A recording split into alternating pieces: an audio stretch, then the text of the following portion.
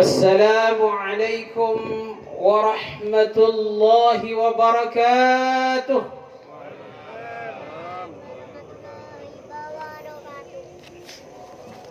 الله أكبر الله أكبر الله أكبر كبيرا والحمد لله كثيرا وسبحان الله بكرة وأصيلا. لا إله إلا الله ولا نعبد إلا إياه مخلصين له الدين ولو كره الكافرون. لا إله إلا الله وحده صدق وعده ونصر عبده وأعز جنده وحزم الأحزاب وحده. لا إله إلا الله والله أكبر الله أكبر ولله الحمد. إن الحمد لله نحمده ونستعينه ونستغفره ونعوذ بالله من شرور أنفسنا ومن سيئات أعمالنا. من يهده الله فلا مضل له ومن يضلل فلا هادي له. نشهد أن لا إله إلا الله وحده لا شريك له ونشهد أن محمدا عبده ورسوله. اللهم صل على محمد وعلى آل محمد وسلم تسليما كثيرا مباركا. رب اشرح لي صدري ويسر لي أمري واحلل عقدة من لساني يفقه قولي. ربي زدني علما وارزقني فهما واسعا برحمتك يا أرحم الراحمين. لا حول ولا قوة إلا بالله العلي العظيم. قال الله تعالى في كتابه الكريم بعد أعوذ بالله من الشيطان الرجيم بسم الله الرحمن الرحيم. يا أيها الذين آمنوا اتقوا الله حق تقاته ولا تموتن إلا وأنتم مسلمون واعتصموا بحبل الله جميعا ولا تفرقوا واذكروا نعمة الله عليكم إذ كنتم أعداء فألف بين قلوبكم فأصبحتم بنعمته إخوانا وكنتم على شفا حفرة من النار فأنقذكم منها. كذلك يبين الله لكم آياته لعلكم تهتدون. صدق الله العظيم. أما بعد أوصيكم ونفسي بتقوى الله وطاعته فقد فاز المتقون. Hadirin sidang jamaah salat sunat Idul Fitri rahimakumullah. Bersama-sama kita tingkatkan ketakwaan kita hanya kepada Allah Azza wa Jalla. Karena ini merupakan sebaik-baik bekal yang akan kita bawa ke hadirat Allah Subhanahu wa taala. Dan senantiasa kita bermunajat bermohon kepada Allah. Mudah-mudahan kita semua ini tidak diwafatkan oleh Allah melainkan dalam keadaan Islam wal iman ma'al ihsan. Dengan apa cara takwa ini?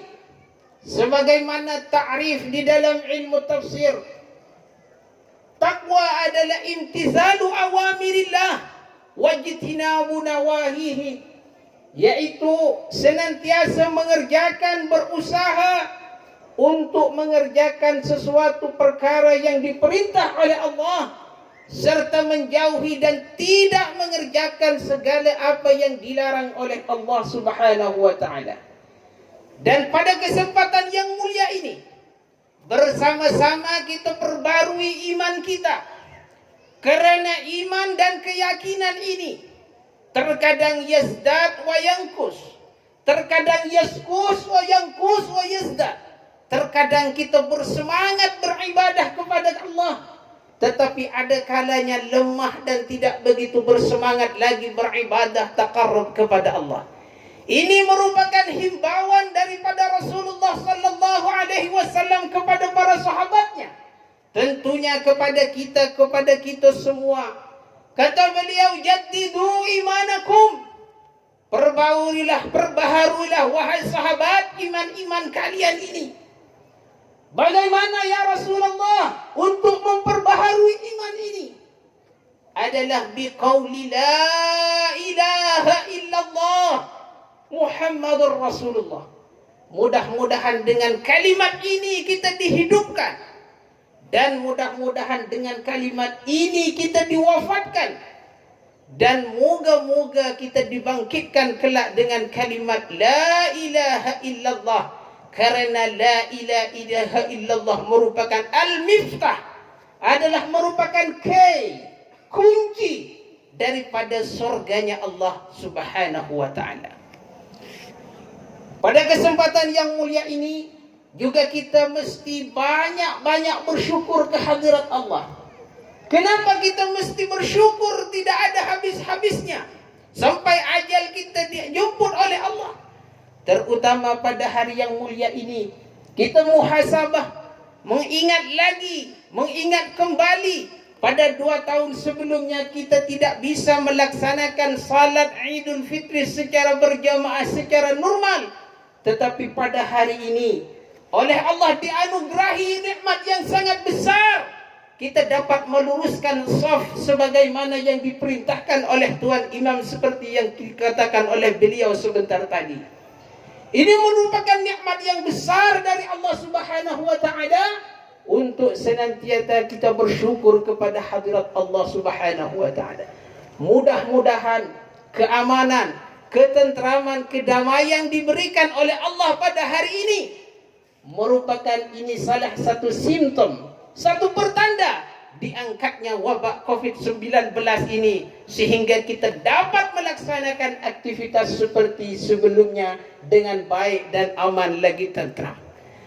Hadirin rahimakumullah, pada kesempatan hari yang mulia, pagi yang mulia, di tempat yang mulia ini, tema khutbah pada hari ini adalah memperkukuh ukhuwah Islamiyah. Bagaimana cara memperkukuh ukhuwah persaudaraan keislaman kita? Sungguh banyak para ulama mentakrif dan mendefinisikan ukhuwah ini. Di antaranya para ulama menyebutkan ada ukhuwah Islamiyah wa imaniyah ma'al ihsaniyah. Ada juga ukhuwah ailiyah basyariyah. Ada ukhuwah wataniyah. Apa makna dari lafaz-lafaz sebentar tadi? Ukhuwah Islamiyah wa ihsaniyah wa imaniyah adalah persaudaraan kita, karena kita bersama-sama orang Islam dan sama-sama orang beriman di dalam kebaikan. Begitu juga ada ukhuwah ailiyah, yaitu persaudaraan dalam kekeluargaan atau yang dikenal dengan ukhuwah nasabiyah, persaudaraan karena ada hubungan tali nasab. Dan yang terakhir, yang tidak kalah pentingnya, yang ini hampir-hampir diabaikan dan nyaris dilupakan, yaitu ukhuwah wataniyah. Apa itu ukhuwah wataniyah? Persaudaraan sebangsa dan senegeri setanah air kita hari ini. Hadirin rahimakumullah, baru-baru ini alhamdulillah kami dikejutkan oleh satu soalan, satu pertanyaan yang jarang ditanyakan oleh kita dari salah satu hamba Allah mu'allaf, hamba Allah yang baru masuk Islam, yang mengikrarkan dirinya asyhadu an la ilaha illallah wa asyhadu anna Muhammadan abduhu wa rasuluh. Persoalannya beliau bertanya, ya Ustaz, kami tahu bahwa Islam adalah agama yang rahmatan lil alamin. Tetapi kenapa kenyataannya, realitinya, masih banyak saudara-saudara kita yang bertelaga, yang bercekcok, yang bercerai-berai, yang tidak ada habis-habisnya karena urusan dunia. Inilah persoalan yang perlu kita jawab, perlu kita selesaikan. Kata orang Arab, ishhada. Limadha? Wa kaifa hadha? Kenapa ini terjadi? What happened? Padahal al-Islam ya'lu wa la yu'la alaih. Islam rahmatan lil alamin. Tetapi masih banyak tetangga-tetangga kita, bahkan di dalam keluarga, adik-beradik bercekcok yang tidak habis-habisnya. Dan kalau kita lihat fakta dan kenyataannya, betapa banyak negara-negara muslim yang masih bercekcok tidak habis-habisnya. Seperti Mesir, Syria, Libya, dan Palestina juga yang tidak ada habis-habisnya. Ada apa ini? Ini PR besar kepada kita. Kemudian hari ini kami akan beri jawaban itu. Saya akan sharing kepada hadirin rahimakumullah tentang jawaban yang saya beri kepada muallaf itu. Hadirin rahimakumullah, adalah kenapa orang Islam ini gagal? Karena sebahagian umat Islam gagal menerjemahkan, mengamalkan di dalam kehidupannya firman Allah Subhanahu wa taala yang terdapat di dalam surah Al-Hujurat yang pertama, yang kedua terdapat di surah Al-Imran.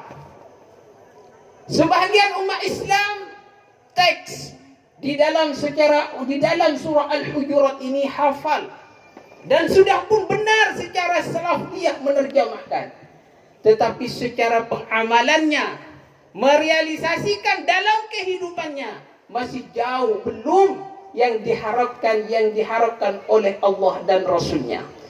Apa firman Allah Subhanahu wa taala? Bismillahirrahmanirrahim. Ya ayyuhallazina amanu. Di dalam surah Al-Hujurat diterangkan, wahai orang-orang beriman. Dilanjutkan di ayat 10-nya. Innamal mu'minuna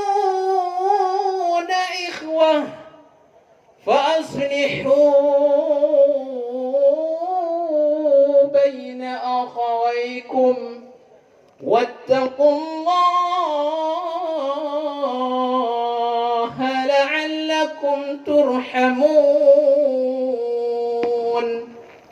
Wahai orang-orang yang beriman, innamal mu'minuna, sesungguhnya orang-orang mukmin adalah ikhwah, bersaudara.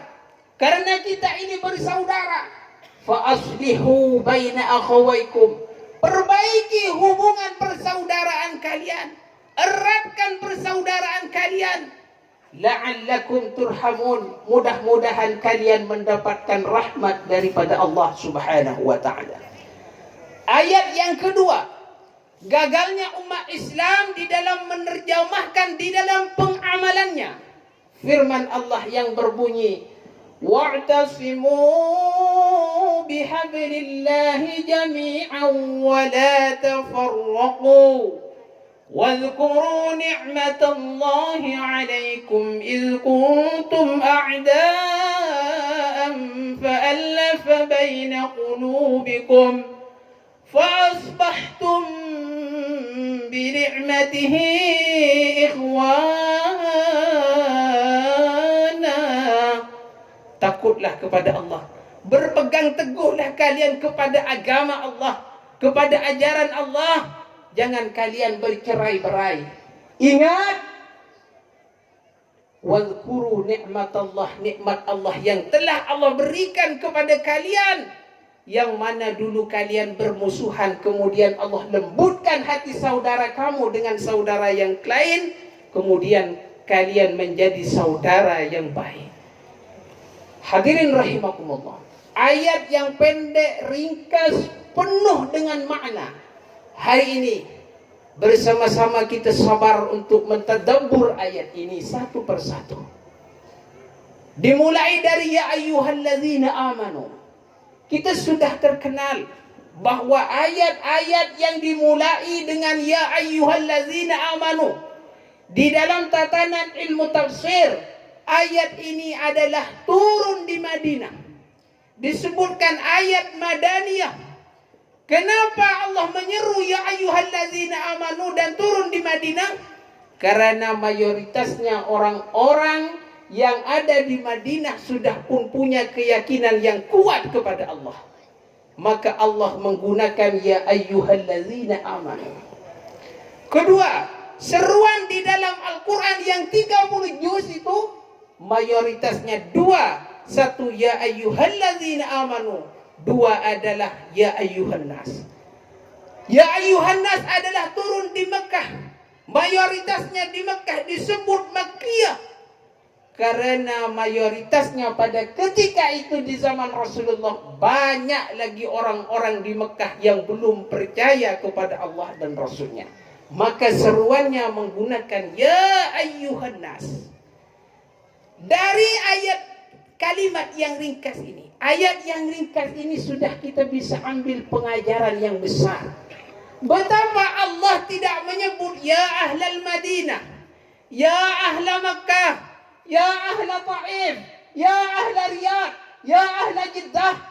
Tidak. Ini satu pengajaran betapa Allah mengajarkan kepada kita tidak boleh menyebut mana-mana firqah atau golongan, karena itu adalah sangat sensitif sekali. Maka adab Allah memberikan pengajaran kepada kita adalah ya ayyuhallazina amanu dan ya ayyuhan nas. Diteruskan ayatnya, innamal mu'minuna ikhwah. Sesungguhnya orang-orang beriman. Siapa orang beriman ini? Kita beriman kepada Allah. Tetangga-tetangga kita banyak yang beriman kepada Allah. Saudara-saudara kita yang di luar banyak yang beriman kepada Allah, walaupun sebagian belum lagi beriman kepada Allah. Mudah-mudahan mereka mendapatkan hidayah daripada Allah Subhanahu wa taala. Oleh sebab itu al-mu'minun dalam ilmu tafsir, di dalam ilmu grammar bahasa Arab, ini adalah jamak. Ada jamak muzakkar salim, ada jamak muannas salim, ada jamak taksir. Inilah jamak. Apa makna jamak itu? Keseluruhan, jami'an, secara luas. Al-mu'min, satu orang mukmin. Al-mu'minah ini dua orang mukmin. Al-mu'minuna, kesemuanya orang mukmin. Dari ini sudah dapat pengajaran lagi kita. Berarti natijah kesimpulannya, kita ini bersaudara. Kenapa saya sangat lantang dengan suara yang keras? Karena saya tidak merasa saya orang jauh, tetapi saya adalah bersaudara dengan imam kita, bersaudara dengan takmir kita, bersaudara dengan akhu dan ikhwati yang ada di sini. Oleh sebab itu, ini perlu disepakati dulu hadirin rahimakumullah, supaya jenengan tidak salah mindset pemikiran bahwasanya kita mesti yakin bahwa orang Jawa Timur bersaudara dengan orang Jawa Barat. Orang Jawa Timur bersaudara dengan orang Jawa Tengah. Orang Jawa Timur juga bersaudara dengan orang Sulawesi, dengan orang Kalimantan, dan dimanapun selagi mereka mengucapkan kalimat La ilaha illallah. Makna secara luasnya lagi, berarti natijah kesimpulannya adalah kita bersaudara dengan orang Filipina non jauh di sana, bersaudara dengan orang Thailand, bersaudara dengan orang Myanmar, bersaudara dengan orang Malaysia, bersaudara dengan orang Mesir, Pakistan, India, Bangladesh, Mesir, Turki, Lebanon, sebagai mereka ada di bawah bumi Allah, di bawah langit, di atas bumi Allah, selagi mereka mengucapkan kalimat La ilaha illallah, adalah inilah namanya saudara. Dan juga ini yang dimaksud ukhuwah wataniyah, persaudaraan sebangsa senegeri dan bahkan dengan negara-negara luar. Karena kita beriman kepada Allah, percaya bahwa kita ini ada malaikat raqib dan atid, ada munkarun wa naqirun, ada malikun wa ridwanun, Tidak hanya percaya la ilaha illallah, tetapi dia buktikan percaya kepada Rasulullah, percaya kepada qada dan qadarnya Allah, percaya bahwa kita kelak akan dibangkitkan oleh Allah Subhanahu wa taala. Mudah-mudahan kita semua dibangkitkan dalam keadaan Islam wal iman ma'al ihsan. Allahu akbar. Allahu akbar. Allahu akbar walillahil hamd. Hadirin rahimakumullah. Kegagalan sebahagian umat Islam. Saya tidak sebutkan semua orang Islam, tetapi sebahagian dan mayoritasnya kegagalan umat Islam menerjemahkan ayat yang kedua ini. Bukan salah di dalam teksnya dan penghafalannya, pengamalannya kita masih jauh dari apa yang diharapkan oleh Allah Subhanahu wa taala. Ayat yang sudah familiar sekali, sudah banyak para guru kita, para khatib, para dai menjelaskan setiap hari Jumat. Wa'tasimu bihablillahi jami'an wa la tafarraqu. Adalah berpegang teguhlah kalian, berpegang teguh kepada tali Allah. Apa yang dimaksud berpegang teguh pada tali Allah? Berpegang teguh pada agama Allah. Pelajari Al-Quran serta tafsirnya, pelajari hadis dan mustalahul hadisnya, kemudian amalkan di dalam apa yang isinya di dalam Al-Quran dan hadis. Dan Allah sebutkan lagi, wala tafarraqu, jangan kalian bercerai-berai. Apa yang dimaksud bercerai-berai ini? Bahasa mudahnya, jangan kita selalu bertengkar, jangan selalu bermusuhan. Maka Allah sebutkan juga di dalam surah Al-Hujurat, wala tajassasu, jangan kalian mencari kesalahan saudaranya sendiri. Kita tanpa dicari kesalahannya, manusia yang dhaif dan hakir yang penuh dengan kesalahan, sudah pun 100% banyak kesalahannya daripada kebaikannya. Itu mesti diakui karena al-insan mahallul khata' wan nisyan. Manusia adalah tempat salah, lupa dan keliru. Oleh sebab itu, kalau hadirin suka mencari kesalahan saudaranya masing-masing, maka tidak ada yang nampak kebaikan dari saudara itu. Padahal kita sudah tahu ayat pertama yang turun adalah Iqra, baca. Apa makna baca di sana? Baca Al-Quran, juga baca dirimu, karena kita ini banyak salah. Jangan suka sibuk mencari kesalahan-kesalahan saudaramu sendiri, tetapi sibukkan membaca kesalahan-kesalahan ini supaya kamu tidak sempat menilai dan mengkoreksi kesalahan-kesalahan saudaramu. Ini sangat dilarang keras oleh Allah. Jangan tajassus. Dengan lafadznya wala tajassasu, karena orang yang suka mencari kesalahan ini akan menjadikan perpecahan berupa firaq wala tafarruqu. Yang kedua, Allah tegaskan la tahasadu. Rasulullah tegaskan jangan saling hasud menghasut di antara kalian. Inilah juga yang menjadikan runtuhnya persaudaraan kita. Kalau sudah dimulai dengan rasa dengki, betapa banyak saudara-saudara kita yang dengki melihat saudaranya karena diberi limpahan rezeki oleh Allah Subhanahu wa taala. Maka ini sangat dilarang keras oleh Allah Subhanahu wa taala. Kita ingat lagi, refresh lagi, segarkan lagi ingatan kita betapa Adam dan Hawa, karena iblis iri kepada Adam dan Hawa yang sudah lama berada di surga.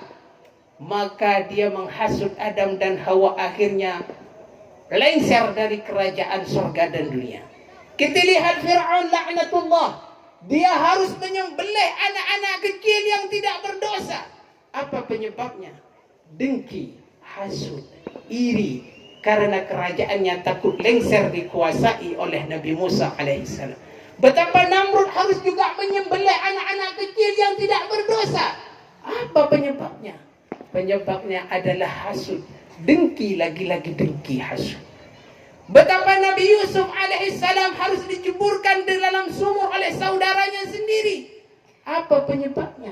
Dengki, lagi-lagi dengki. Betapa Qabil dan Habil harus membunuh Habil karena saudaranya tidak ada sebahagian diterima.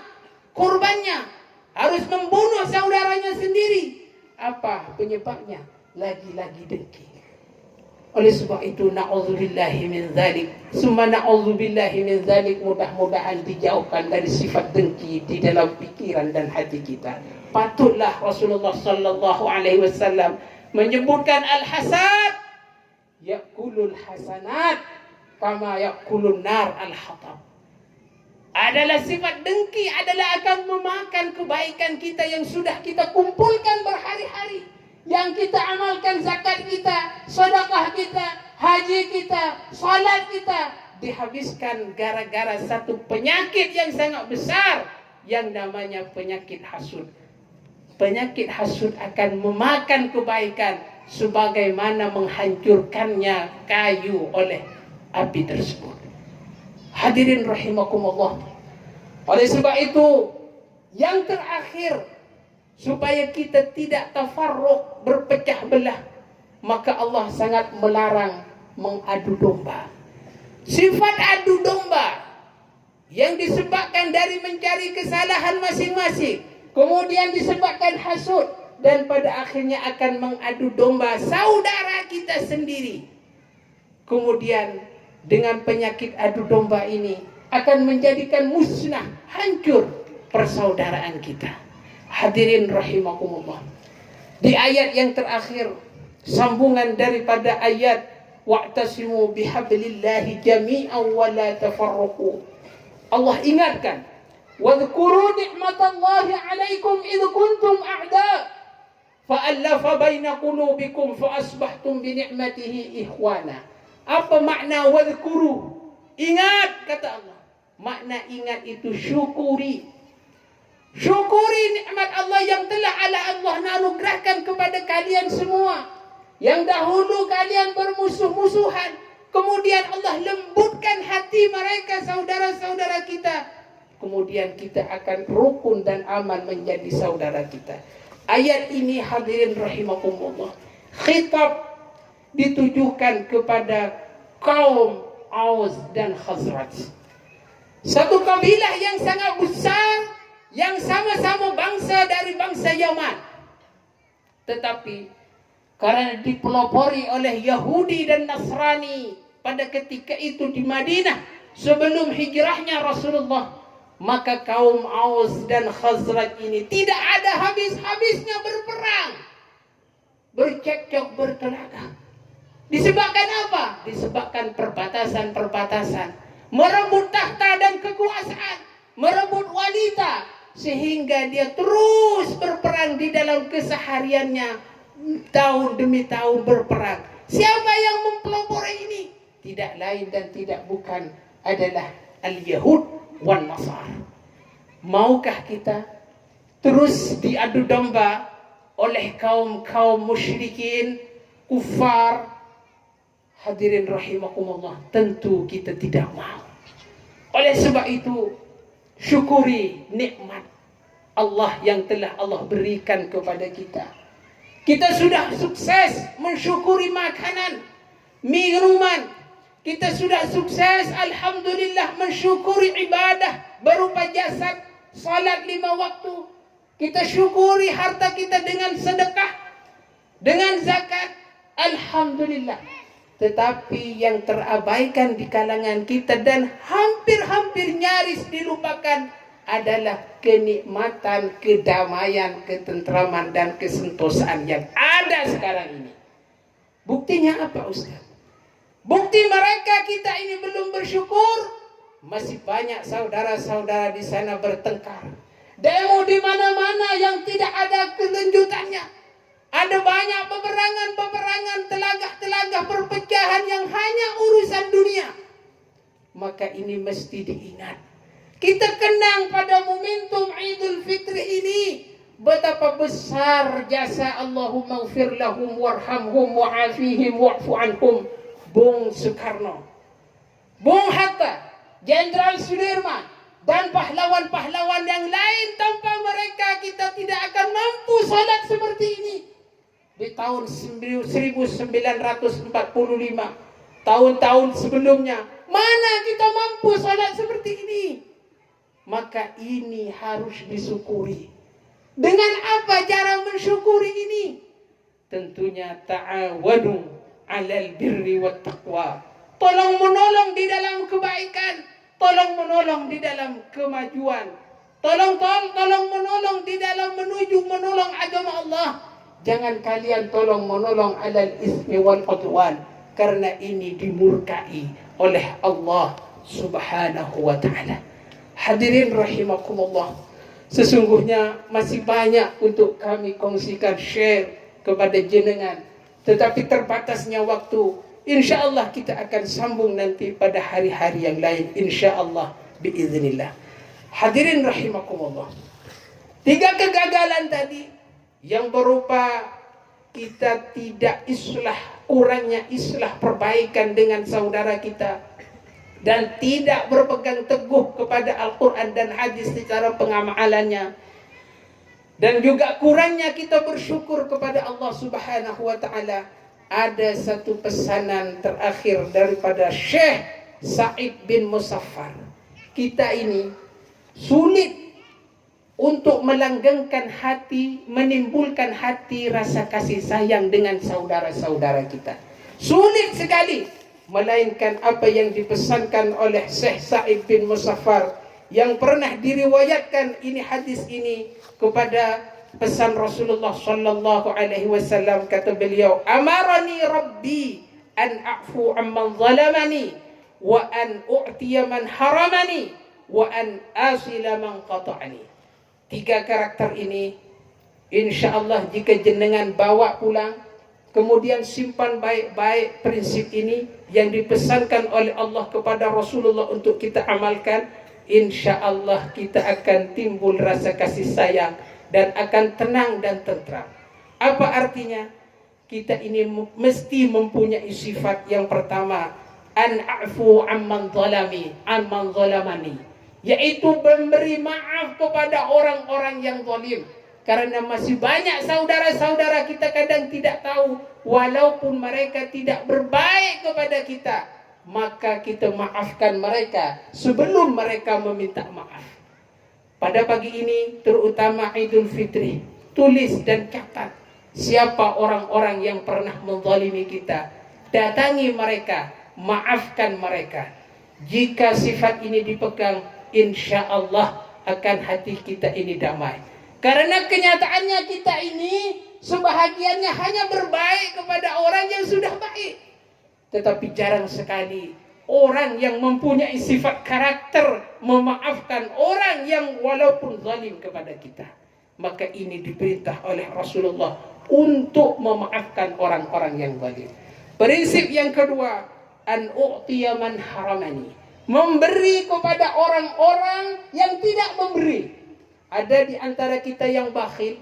Biasanya kita akan memberi kepada orang yang dia memberi hadiah kepada kita. Jarang sekali memberi kepada orang-orang yang bakhil. Jangan bakhil dibalas bakhil. Ini yang tidak boleh. Tetapi jika ada saudara kita bakhil, tidak suka memberi, cari, berilah hadiah itu. Mudah-mudahan dilembutkan oleh Allah Subhanahu wa ta'ala. Yang terakhir, momentum Idul Fitri, wasil an asila man qata'ani, kata Rasulullah. Aku diperintah oleh Allah untuk menyambung silaturrahim kepada orang-orang yang qati'ur rahim. Siapa qati'ur rahim? Qati'ur rahim adalah orang-orang yang memutus hubungan silaturrahim kepada kita. Oleh sebab itu, sambunglah silah, sebagaimana makna silah itu adalah menyambung. Kalau kita berbuat baik kepada orang yang sudah baik kepada kita, ini bukan sesuatu yang luar biasa, tetapi yang luar biasa, yang amazing, mumtaz, terbaik di sisi Allah adalah orang yang menyambung silaturrahim kepada orang yang tidak mau silaturrahim kepada kita. Kalau ada saudara-saudara kita, saudara atau saudari atau Pak D atau Bu D atau kakek atau nenek, ayahanda dan ibunda yang masih belum rukun dengan tetangga dan saudaranya sendiri, hari ini tuntaskan, mesti an asilah man qata'aka. Karena ini perintah Rasulullah sallallahu alaihi wasallam. Tidak mudah menjadi orang yang digelar Habibullah, kekasih Allah, Khalilullah seperti baginda Nabi Ibrahim. Tetapi kita harus mengamalkan yang tiga ini. Memberi maaf kepada orang yang zalim kepada kita. Memberi hadiah sesuatu kepada orang yang benci kepada kita. Dan menyambung silaturrahim kepada orang-orang yang tidak mau silaturrahim. Hadirin rahimakumullah. Mudah-mudahan apa yang saya sampaikan ini menjadi pukulan besar kepada saya pribadi untuk senantiasa mengeratkan ukhuwah di antara kita, baik dengan tetangga, baik dengan orang-orang yang jauh di sana, karena ini perintah daripada Allah Subhanahu wa taala. Yang terakhir, basic sekali, ini bukan hadis, bukan Al-Quran, tapi pesan terakhir daripada guru kami adalah supaya kita ini timbul rasa ukhuwah persaudaraan ini erat. Maka kata beliau, pandanglah orang yang ada bersama kita sekarang ini, terutamanya yang ada di sekeliling kita, bersama imam kita, bersama orang-orang yang ada di sini ataupun yang di luar sana. Pandanglah mereka ini seperti memandang saudara kita sendiri. Kedua, pandanglah adik-adik yang lebih muda. Kalau kita lihat adik-adik yang lebih kecil, jangan dipandang orang lain. Akan tetapi pandanglah adik ini seperti adik kita sendiri.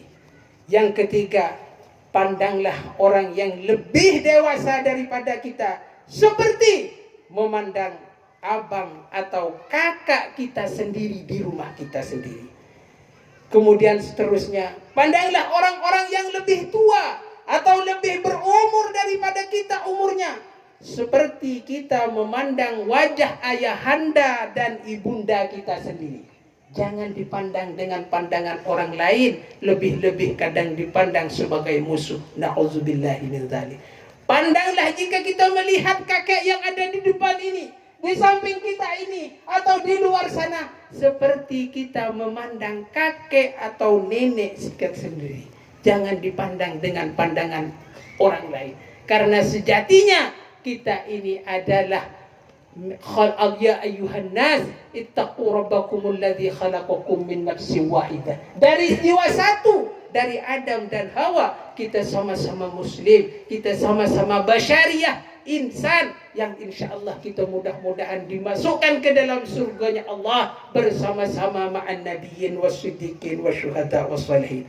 Maka dengan cara pandang ini, memandang tetangga juga jauh di sana seperti memandang bagian keluarga kita sendiri, maka insyaallah akan timbul rasa kasih sayang ulfah. Kemudian kita tidak akan ada rasa dendam lagi, insyaallah, dengan pertolongan Allah Subhanahu wa taala. Itu saja hadirin rahimakumullah. Mudah-mudahan prinsip-prinsip yang telah diajarkan oleh Allah dan Rasulnya, kita tidak sekedar membaca ayat-ayat itu, tetapi merealisasikan dalam kehidupan, mengeratkan hubungan kita, meluruskan saf kita, merapatkan saf kita supaya tidak dikela dan tidak dimasuki syaitan. Bertaubatlah karena kita sudah berdekatan dengan Allah Subhanahu wa taala. Oleh sebab itu, yang terakhir, a'udzubillahi minasyaitonir rajim. Bismillahirrahmanirrahim. Wal 'ashr innal insana lafi khusr illa alladhina amanu wa 'amilus solihati wa tawasaw bil haqqi wa tawasaw bis sabr. Innallaha wa malaikatahu yusholluna 'alan nabi ya ayyuhalladzina amanu shallu 'alaihi wa sallimu taslima.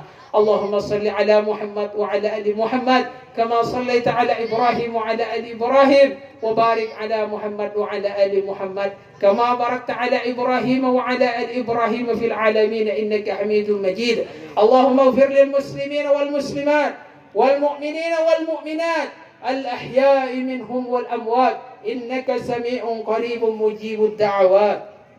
اللهم اغفر لنا ولوالدينا وارحمهما كما ربيانا صغارا. يا الله يا رحمن يا رحيم Ampunilah dosa-dosa kami dan dosa-dosa kedua orang tua kami. Rahmatilah mereka sebagaimana mereka menyayangi dan mendidik kami sejak kecil. Dan juga ampunilah dosa saudara kami, adik-adik kami, semua kerabat kami, tetangga kami, serta muslimin muslimat, sama ada yang masih hidup atau yang telah meninggal dunia. Sesungguhnya Engkau Maha Pengampun, Maha Pengasih, lagi Maha Penyayang kepada hamba-hambamu yang beristighfar dan bertobat.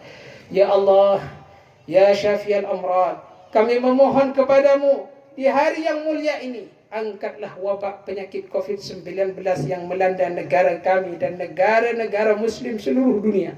Anugerahkan kepada kami kesehatan, keafiatan, serta kekuatan dalam menjalani segala perintah-Mu dan menjauhi segala larangan-Mu. Anugerah ya Allah kesembuhan bagi yang sembuh, Allah sembuhkan yang sakit. Bagi yang meninggal dunia, semoga diampuni dosanya dan diterima amal ibadahnya. Ya Allah, Ya Rahman, Ya Rahim, kami memohon kepadamu, berilah perlindungan dan kesejahteraan kepada keluarga kami, serta saudara kami, tetangga kami, dan seluruh masyarakat Indonesia pada khususnya, dan negara-negara muslim yang lain pada umumnya. Anugerahkan kepada kami pemimpin-pemimpin yang siddiq, amanah, serta istiqamah dalam menjalankan tugasnya, dan dipermudah dalam segala urusannya, sehingga negara kami menjadi negara baldatun thayyibatun wa rabbun ghafur, dan makbulkan segala hajat-hajat kami berkat pertolongan-Mu birahmatika ya arhamar rahimin wa ya mujibas sa'ilin.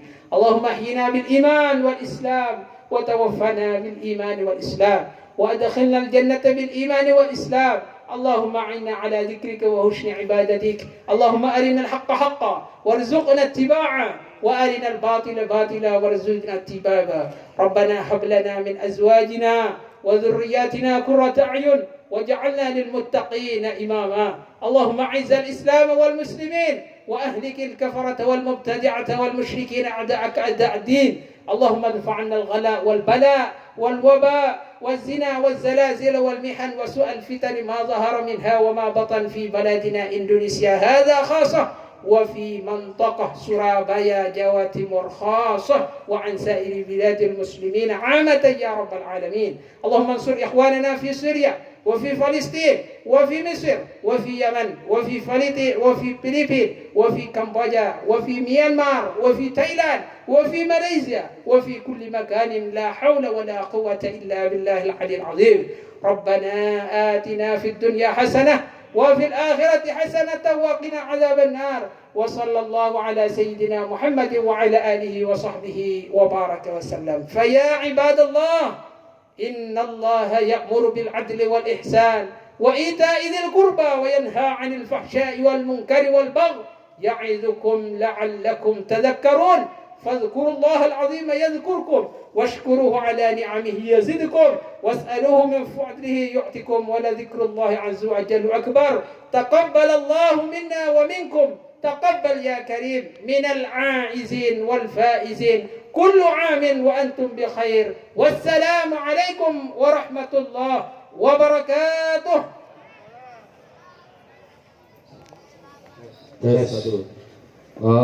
Kepada jamaah